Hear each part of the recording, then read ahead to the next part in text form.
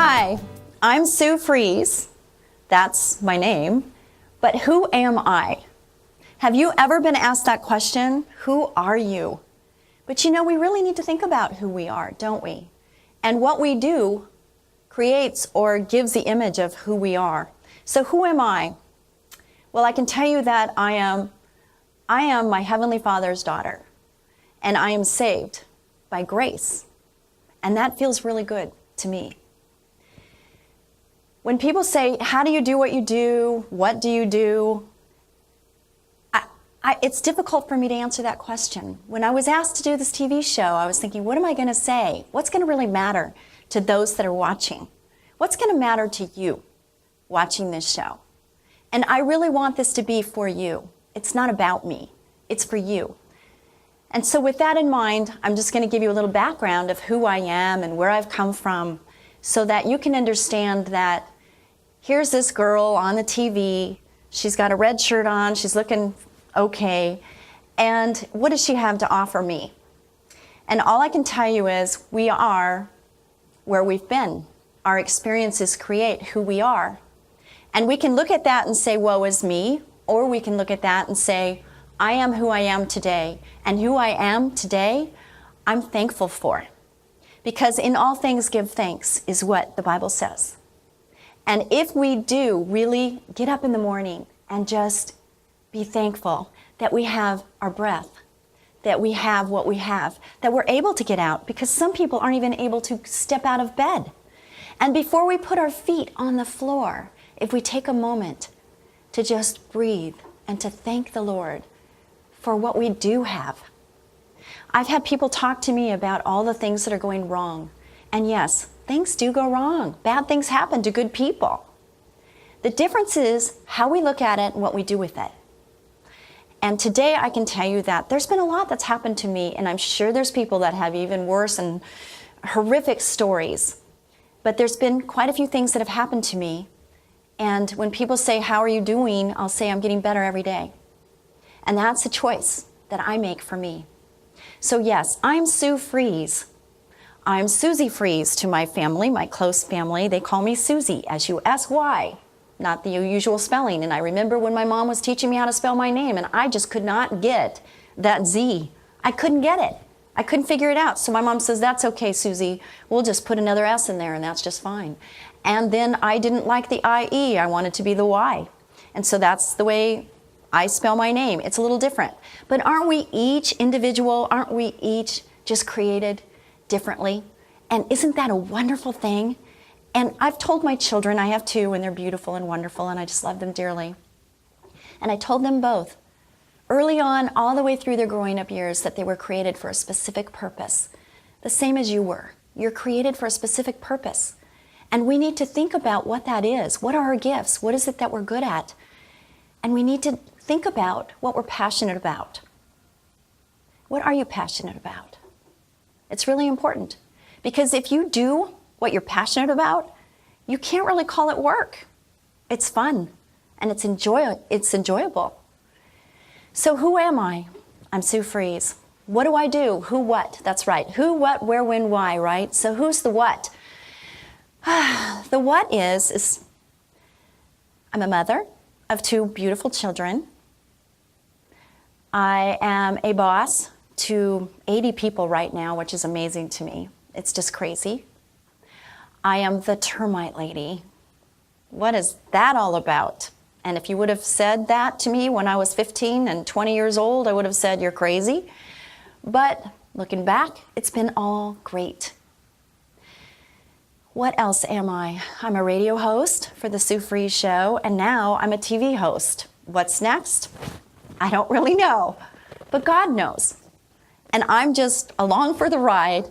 And a long time ago, there was this whisper in my ear when I was lying in my bed, thanking God for all I had. And this little whisper said to me, be prepared. Prepared for what? For what's coming next. And every single thing that's happened to you and to me is preparation for our next assignment. I had no idea. 4 years ago, I did a video with the horse that you probably have seen in the intro. And I had no idea that I was going to get bucked off a horse and I was going to land on the ground and have my right leg shattered. I had no idea of what was going to be involved when all of that happened.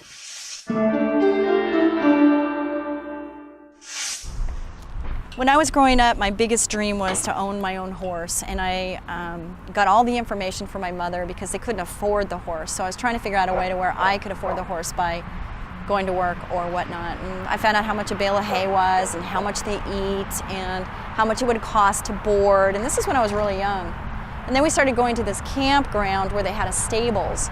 And so I started getting up at 3 in the morning to go to the stables so that I could watch the guy, the cowboy, saddle up these 20 horses. And so he took me under his wing and said, here, take the brush, and here, here's the hoof pick, and here's what you do, and whatnot. So I learned just by being at the right place at the right time. But I mean, I had to get up. I had to sacrifice to get there and be there because I wanted to learn, because I just really loved being around horses. So I became the lead horse person for these 20 horses. So I would saddle up these riders that didn't know what they were doing. But stable horses are pretty tired, and they're not high energy. And so I really didn't realize that at the time. So they were pretty easygoing. But I would love it when one of the people would think that they were such a cowboy and they would make their horse run out of the line and whatnot, and I'd have to take my horse and run and catch up with the horse, and it was just great. I loved that energy when I was young.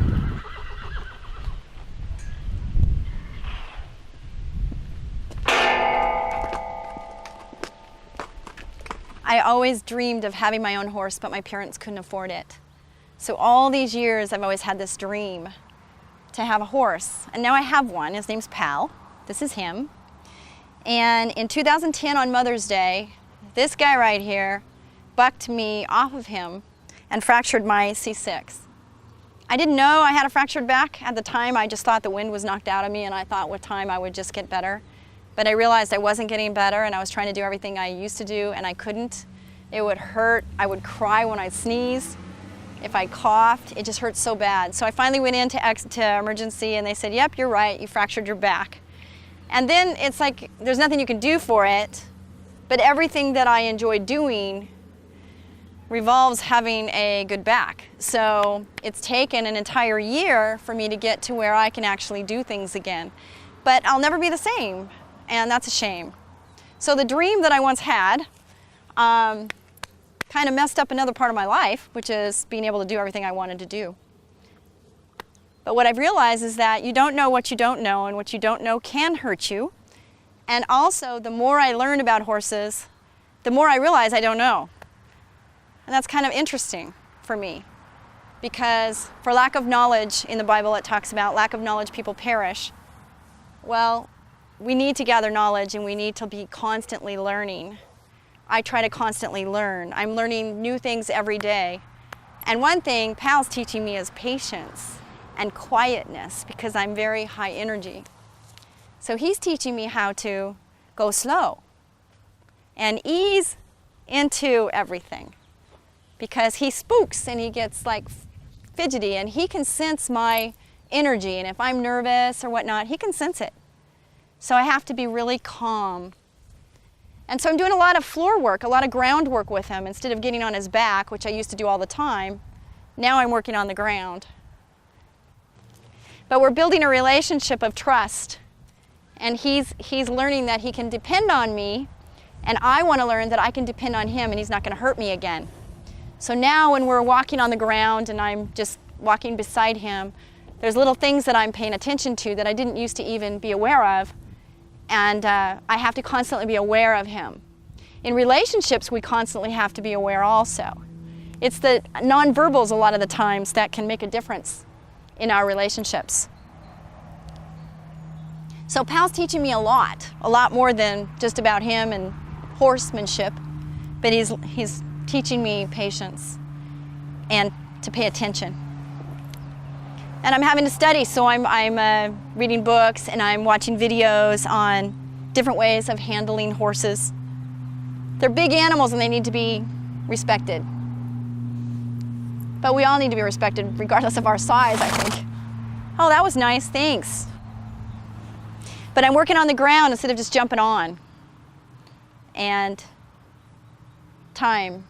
Time in the saddle, but also time on the ground. They say you got to get back up and get back on, but sometimes you just need time. So we're taking time. And we play games on the ground, and it's really actually kind of fun. But he's learning things, and so am I. What are you looking at, pal? What are you looking at? Come on. Come on. Come on. Come on.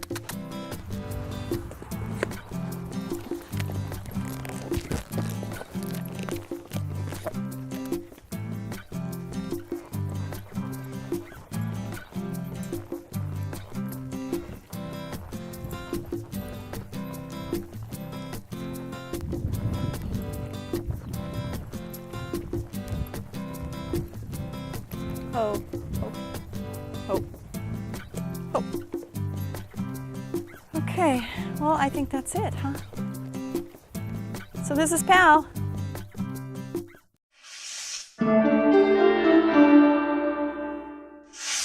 So what part do you play in other people's lives? Do you realize that you play part in people's lives? I say on my voicemail, be a blessing each and every day, because you never know when God's going to use you. And you just have to be open and ready to be wherever He wants you to be and to do whatever He wants you to do. And if you pray that, He'll guide you. Kind of quietly, but He'll guide you. So dancing is wonderful. It's a wonderful thing. And there was an accident that happened, which I'll talk about later. And during this accident time, I wasn't sure if I was ever going to walk, let alone dance. And that was very scary for me, emotionally, physically.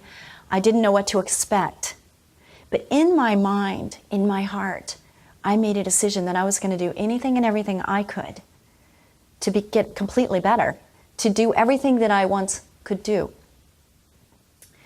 You know, you never know, day to day, moment by moment, whether this is going to be the last time you're going to see someone or the last time you're going to be able to do something that you love doing.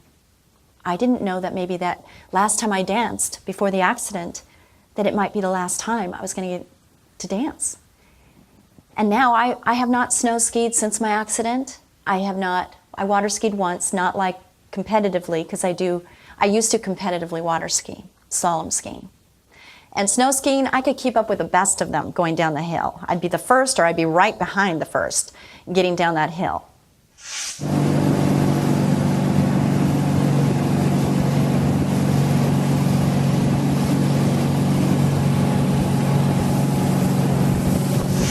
But there's many things that I don't do anymore. Could I? Maybe. But I choose not to, because dancing is so much more important. You count the cost and you measure the risks.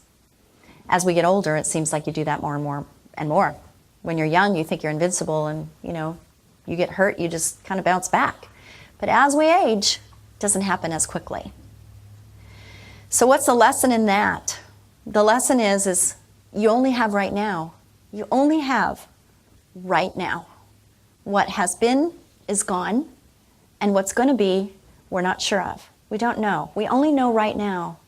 And we need to take charge of right now and make every minute count.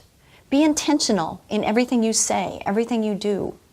Don't waste time. Hug those people. Tell people you love them, and tell people you're sorry if you need to. Forgiveness is huge. I've learned that firsthand. Forgiveness is so huge, because the person that suffers the most is you if you hold back forgiveness. That other person might not even know that you have a grudge or that you have pain and hurt, that someone's hurt you, unless you let them know. But you're holding this unforgiveness. And more importantly, forgiving ourselves. We need to forgive ourselves for things that we've done. And yeah, we can feel bad about things. And there's a difference between guilt and shame. Shame is, in my opinion, a bad word. Shame means that you're unworthy. Shame means that you're just not good enough. Guilt just means that you feel bad about something that might have happened. But shame is so much deeper. And sometimes we grow up and we inflict that feeling of shame on ourselves, that feeling of unworthiness. And let me just tell you that it's just a killer. And I felt that firsthand a long, long time ago because I made decisions that I thought at the right time they were the right thing to do. I had an abortion. It's one thing I'm not proud of. But I had it because I was young. I didn't want to disappoint my mom. And I felt like it was the only thing I could do. So looking back now, years later, the emotional effect of that decision was so deeply rooted. And that unworthiness I felt because I murdered. I murdered. One of the 10 Commandments, I murdered. That unworthiness really pushed me down and made me not all God wanted me to be. And God doesn't make bad things happen, but sometimes they're allowed. And they're allowed because we learn from them and we don't understand. You know, God, why me? Why did this happen? You know, God, why? Where are you? I've been there, I've done that too, more than once. And later on, we might have the answer and we might not. And I know that I'm going to have all my answers in heaven. And if you're a believer, then you will too. And if you're not, ask yourself this one question. What happens when you die? Do you know? And if you don't know, don't you want to know? And sometimes it's that step of faith after we get all the information we can possibly get, and we just have to take that step of faith. And maybe that's where you're at. I don't know. But God knows. And He knows where you are right now, and He's created you. And there's a motorcycle in the background that's making lots of rumbling noises.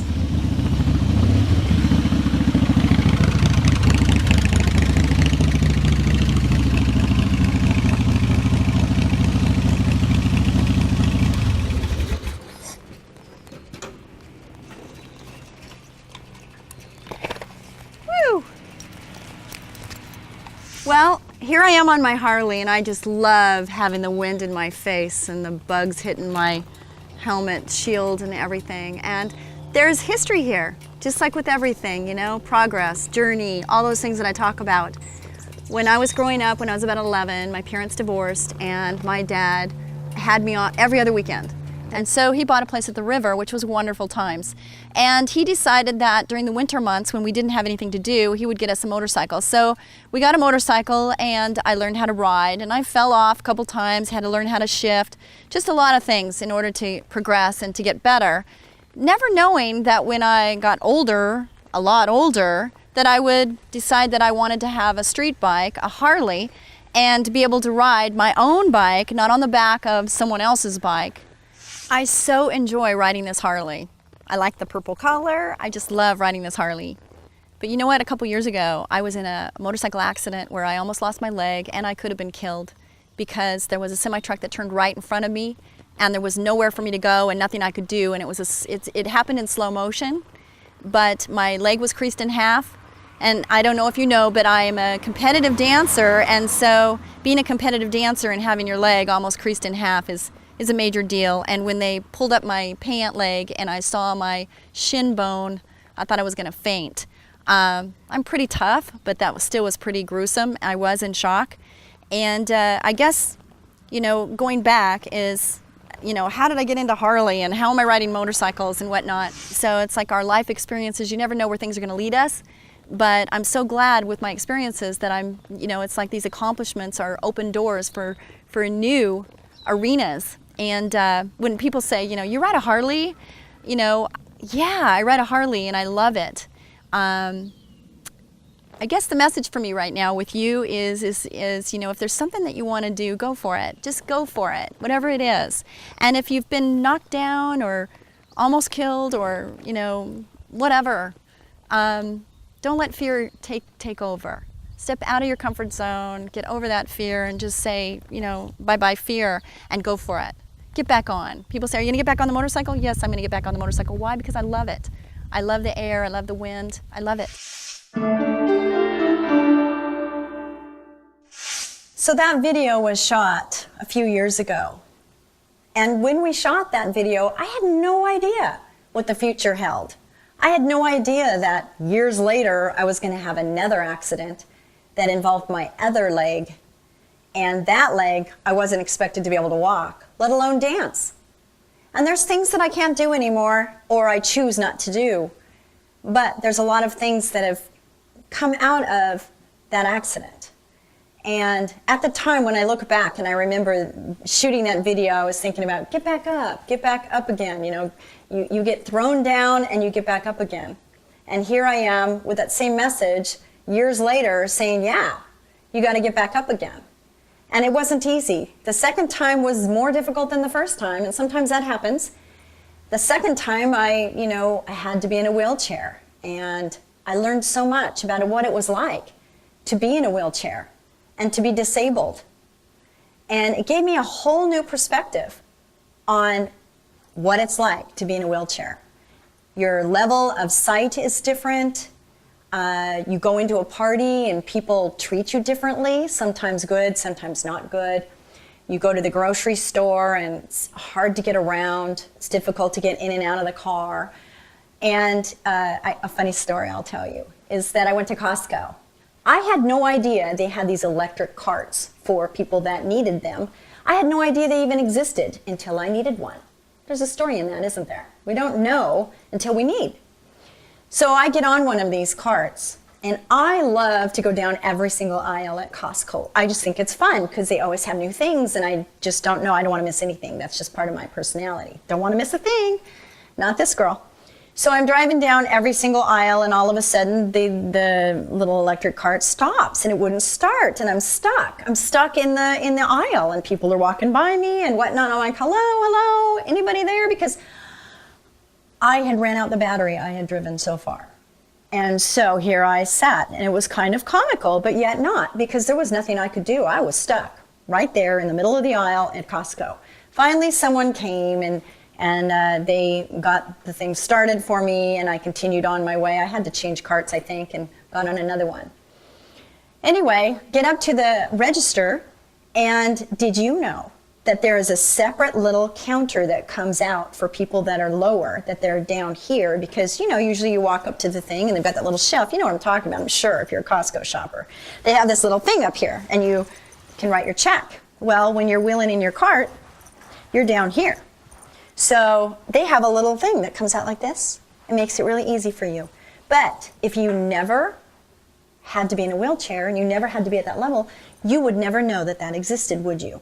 So what's the story in that? Just think about that for a minute. There's so many times that we go through life and we don't even understand that there's a whole nother perspective and there's a whole nother way that things can get done. But we're so focused on how we do things and that we're always kind of stuck in our habits and our ways that we never veer off or detour to another way. Maybe just taking a different way to work. Try it sometime. What else did I learn during this time? I learned that I was anxious, and in the Bible it says be anxious for nothing. I was very anxious. And to be still is not in my nature. To be still and know that I am God was something that I heard in my head every single day because I had no choice. I had to be still because I couldn't move around a lot with my leg. But I really had to delve into God, and I had to get, more in touch, dig deeper into my spiritual life, and to pray, and to believe that He really was real, and that He really was there for me, and He's the almighty healer, and He's going to heal me. And that my head, my thoughts, that I had to hold them captive, or I could go into victim status. I could go into poor me, and I could say, I'm never going to walk again, and oh my gosh, what kind of life am I going to have? And for sensitivity for those that are watching this show, when you're in that situation, I feel for you. And because of what I've been through, I feel for you. Before I was in that situation, I saw and I felt, but I didn't feel, if you know what I mean. It's that when you go through certain experiences, it causes a deeper understanding as to other people and how they feel about things. And when you do that, it makes you a better person. If you can relate, if you can feel what other people are feeling, there's something about that.